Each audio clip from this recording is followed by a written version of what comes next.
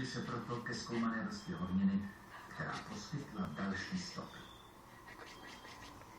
Kamkoliv se podívali, odevšad hlásili objev vysokých koncentrací sazí a dřevěného uhlí. To je možný důkaz o tom, že dopad kosmického tělesa vyvolal epidemii požárů, které zničily celý kontinent.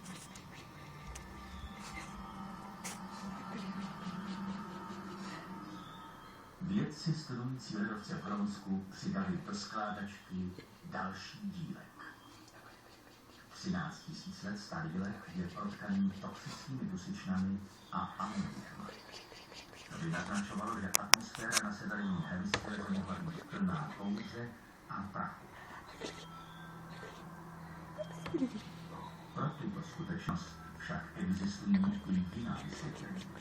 Například množství blesků, které zažehly ničivé požáry po celé zemi. To by ale nevysvětlovalo přítomnost dalších podezřelých prvků pocházejících z vesmíru. Pokud věříme teorii o dopadu vesmírného tělesa, když už nemělo co hořet, museli by mamuti i příslušníci kultury Clovis přežívat v bezcela zdevastovaném prostředí.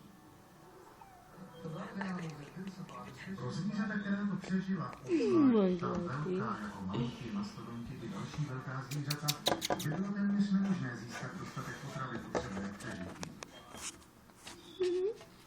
Vědci se domnívají, že se situace dostala do bodu